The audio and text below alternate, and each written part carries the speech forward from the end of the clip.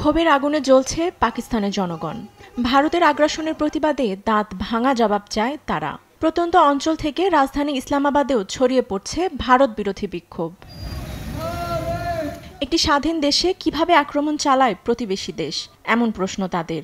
গভীর রাতে আক্রমণকে কাপুরুষোচিত উল্লেখ করে ক্ষোভ জানায় বিক্ষোভে অংশ নেয়া সর্বস্তরের মানুষ।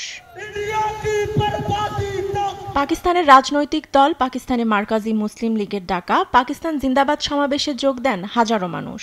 জনগণকে ঐক্যবদ্ধ হয়ে পাকিস্তানি সেনাবাহিনীর পাশে থাকার আহ্বান জানান দলটির ইসলামাবাদ শাখার প্রধান এনামুর রহমান। নিরপরাধ সাধারণ মানুষের উপর রাতের আধারে হামলা চালিয়েছে ভারত, যেখানে পাকিস্তান শুধু সামরিক স্থাপনা ধ্বংস করেছে। আমি দেশবাসীকে বলতে চাই, এখনই সময় দেশ ও সেনাবাহিনীর পাশে দাঁড়ানোর।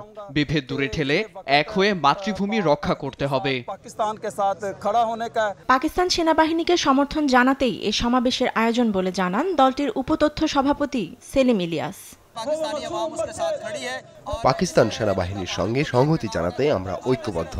এর মাধ্যমে ভারতকে জানান দিতে চাই, সেনাবাহিনীর সঙ্গে জনগণ পাশে আছে। গভীর রাতে মসজিদ ও শিক্ষা প্রতিষ্ঠানে হামলা বর্বরতা ছাড়া আর কিছুই নয়। এ সময় ভারতীয় প্রধানমন্ত্রী নরেন্দ্র মোদীর কুশপুত্তলিকা দাহ করে স্লোগান দেয় বিক্ষুব্ধ জনতা। তাসনিম ফাতেমা, নিউজ ডেস্ক, দেশ টিভি।